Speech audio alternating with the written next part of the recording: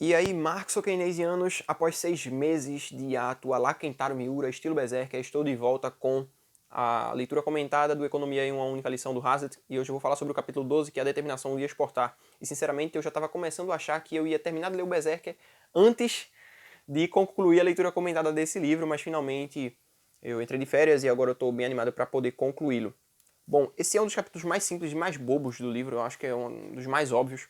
Ele começa na página 88 e vai até a 91. Tem tipo tem 4 páginas e um pouquinho só.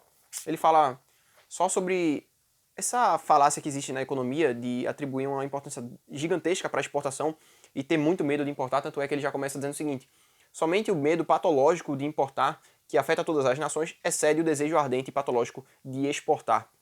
Uma parte do pensamento econômico acha que a gente só precisa exportar, tá ligado? Exportar é a coisa mais importante do mundo, porque vender é muito melhor do que comprar, sabe? E isso parece muito intuitivo, só que na verdade não é, porque a gente precisa importar para poder exportar e precisa exportar para poder importar. As duas coisas são extremamente importantes. Não adianta só a gente ficar pensando em exportar, exportar, exportar, exportar. Então eu vou tentar abordar um pouco mais sobre isso aqui, tá? Só que antes disso eu preciso avisar para vocês que vocês podem comprar o livro na Amazon, através do link que eu vou deixar na descrição. Vocês vão estar ajudando o canal. Também tem o meu link geral. Qualquer coisa que vocês comprarem através de qualquer um dos links vai ajudar muito o canal. Vocês vão estar ajudando a Amazon a me pagar uma pequena porcentagem. Vocês também podem apoiar diretamente. O link do apoio vai estar aí na descrição, tá bom? Mas vamos lá. Enfim, essa ideia de exportação, muita gente acredita realmente que a gente precisa exportar. Exportar, exportar, exportar. Tem gente que até acha que é muito bom quando o câmbio está exorbitantemente alto, quando o dólar está muito alto, porque os exportadores vão poder ganhar muito mais dinheiro, sabe? E isso não necessariamente é algo tão bom assim. A gente tem que entender que as coisas se equilibram. Quando a gente exporta, a gente consegue uma grana, tá? Quando eu digo consegue, eu estou dizendo que entra moeda de outros países aqui. E a partir dessa moeda que a gente pode importar. E o contrário também acontece. Quando a gente importa, quando a gente compra, a gente meio que entrega a nossa moeda para outro país e a partir dessa moeda, outro país vai poder também demandar bens que nós estamos vendendo. Mas isso acontece de forma totalmente orgânica no mercado, desde que o Estado não interfira tanto. Quando a cataláxia de mercado tende a ocorrer, as moedas vão tender também a voltar a seu estado. Quando eu falo estado, eu estou querendo me referir à pátria, à nação inicial. Porque é aqui que a gente vai gastar a nossa moeda, tá ligado? A moeda o real é massivamente gastada aqui. Não, tu não vai ter outras pessoas em outros países dizendo, olha só, eu prefiro receber em real, etc. Principalmente porque o real é muito desvalorizado. Agora tem algumas moedas que realmente são muito mais fortes e outros países tendem a aceitá-las. Entretanto, a tendência também é que existe uma força de mercado para que essa moeda volte para o país de origem, tá bom? Inclusive, quando a gente fala sobre isso, é importante a gente entender também o papel das casas de câmbio, dos bancos que fazem a troca desse câmbio. É só por isso que a gente realmente consegue comprar e vender através de outras moedas. E aí surgem essas instituições para poderem fazer essa troca de câmbio. Quando o Hazlitt fala sobre isso, ele dá o exemplo aqui de um exportador americano que vai vender algum tipo de mercadoria para um inglês. Tá? E esse inglês, ele paga com libras esterlinas. Só que o cara que está recebendo essas libras esterlinas não vai pagar os funcionários deles com essas libras. Não vai poder comprar as coisas para ele com essas libras.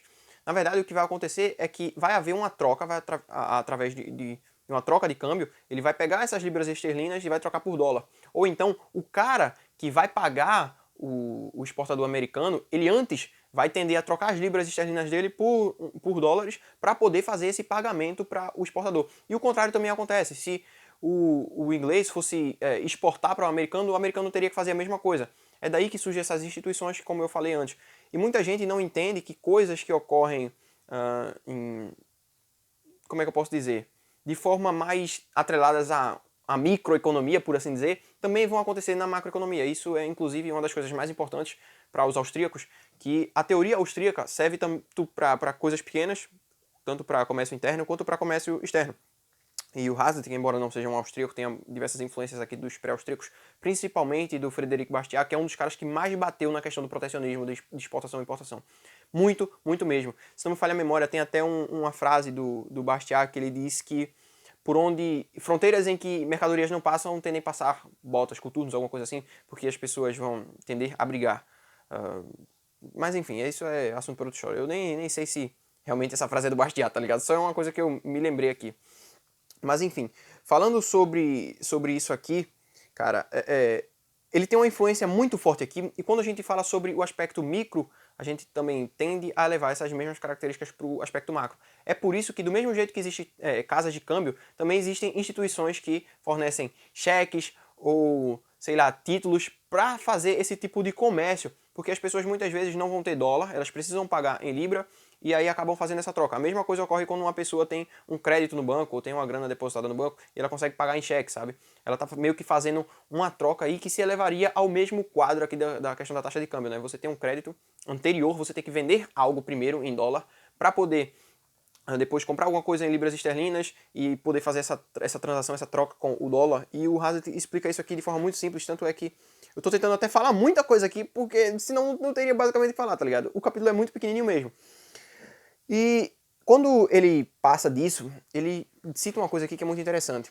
Ele diz: acontece que as mesmas pessoas que podem ser serenas, sensatas, quando a questão é comércio interno, podem se tornar incrivelmente emocionais e teimosas quando a questão passa a ser comércio exterior. É daí que ele pula da parte dos cheques já para uma questão um pouco mais profunda, que eu vou tentar elucidar um pouco sobre os corporativistas e o Estado em si no final. Mas ele continua: neste último campo, podem defender e aceitar seriamente princípios que julgariam insanos se aplicados ao comércio interno. Exemplo típico é a crença de que o governo deve fazer gigantescos empréstimos a países estrangeiros para aumentar a exportação, independentemente de saber se esses empréstimos serão ou não resgatados. Porque a ideia de muita gente é o seguinte, olha, a gente vai emprestar a um determinado país, tá? E mesmo que esse país não pague a gente, como aquele país agora tem real circulando, ele vai conseguir comprar coisas da gente e a gente vai conseguir exportar mais, e isso vai ser excelente. É aquela velha ideia que eu falei no começo. Tem muita gente que acha que é mais importante exportar do que importar e não atribui uma importância significativa de forma equalizada para essas duas coisas, sabe? E o ponto principal aqui é justamente a falta de solvência de alguns países, de muitos países não conseguirem pagar essas dívidas. E mesmo assim eles continuam achando que é excelente. Tanto é que ele fala, um exemplo aqui muito simples, ele diz o seguinte, olha, imagina tu falando de uma instituição privada, tá? Tu tem uma empresa de automóveis, ela vende carros. E aí essa empresa empresta 5 mil reais para um cara, para esse cara comprar um automóvel nessa própria empresa. E aí tu já começa a perceber que realmente é um bagulho estranho, tá ligado? Realmente é um negócio que não faz muito sentido. Mas aí o que acontece? Esse cara compra o carro, tá? Mas ele ainda precisa pagar os 5 mil à empresa. Só que ele não paga. Seria a mesma coisa de tu achar que é bom um país tá emprestando dinheiro para outras pessoas, para outros países, na verdade, e ele comprar esses produtos do país que fez o empréstimo, tá ligado? Quando a gente fala sobre a empresa, é óbvio que isso é péssimo, simplesmente deu o carro. A mesma coisa ocorre no ambiente macro, né? No ambiente de comércio internacional. Mas o Hazlitt depois tem um estalo aqui que eu achei excelente, é um insight ótimo, que ele fala o seguinte: essa proposição é tão simples quando aplicada a uma companhia particular, porque aparentemente pessoas inteligentes ficam confusas a respeito quando aplicada a uma nação. Ele faz um questionamento, eu não consegui ler no tom que deveria. A razão está em que se deva, então, examinar mentalmente a transação através de outras fases mais. Um grupo poderá, sem dúvida, obter vantagens, ao passo que o restante de nós arcará com perdas. E aí a gente volta lá para a primeira lição, que é você ver as consequências de determinadas políticas econômicas, não só para um determinado grupo, mas para um escopo muito maior da população. Ou então não enxergar só as coisas no presente, mas também tentar enxergar as consequências disso no futuro. E aqui é onde entra o papel dos corporativistas, como eu falei antes. A gente pode pensar o seguinte: nossa, se eu emprestar dinheiro para outro país, se meu país emprestar dinheiro para outro país e eles não solverem, o dinheiro não pagarem, seria muito ruim. Entretanto, não é ruim para todo mundo, porque aquele país vai demandar algo de alguma das nossas empresas aqui nacionais. E muito provavelmente as empresas que vão conseguir vender para esses outros países vão acabar ganhando dinheiro às custas de todas as outras pessoas que pagaram. E é assim que ocorre, muitas vezes, a força, eu não sei se é o momento certo para falar sobre isso, mas a força do lobby. Você vai ter empresas, você vai ter corporativistas que vão se aliar ao Estado e dizer, olha, emprestam a grana para aquele determinado país, porque aquele país tem uma demanda muito alta sobre as coisas que eu compro, que eu vendo, na verdade, perdão, que eu vendo. Então aquele país vai comprar mais coisas minhas, com a grana que eu ganhar, quem sabe eu não consigo te pagar um pouco. E isso é um dos fatores fundamentais da corrupção. Tem muita gente que legisla a favor de empresas para poder ter um ganho junto dessas empresas, sabe? Isso é muito pernicioso. E quando a gente eleva isso para outras coisas, a gente vê que até empresas que muitas vezes ganhariam com a exportação correm o risco de perder também. Porque veja só, o governo vai ter que tapar esse buraco de alguma maneira. Ou ele cobra mais impostos, ou ele inflaciona a moeda. E assim a gente acaba perdendo. Então, ao mesmo tempo que uma empresa pode acabar vendendo muito mais para um determinado comprador externo, significa que para cada compra que esse comprador externo fizer, dinheiro está sendo subtraído dos possíveis potenciais compradores internos. E a empresa pode correr o risco de vender mais para fora, mas em consequência acabar vendendo menos para quem está dentro. Isso é muito pernicioso. E basicamente é assim que acaba esse final aqui. Tá? No final ele cita um pouco o John Stuart Mill e ele diz uma coisa que eu achei muito interessante. Isto é, como John Stuart Milton, John Stuart blá blá blá blá. Isto é, como John Stuart Mill mostrou tão claramente, o lucro real no comércio externo com qualquer país não está nas exportações, mas nas importações. O que parece muito contraintuitivo, porque você está simplesmente dizendo que, poxa, quer dizer que então é muito melhor comprar do que vender? E a resposta disso é excelente. Ele diz, seus compradores podem conseguir produtos estrangeiros a preços inferiores ao que conseguiriam no país, ou produtos que absolutamente não conseguiriam de produtores nacionais.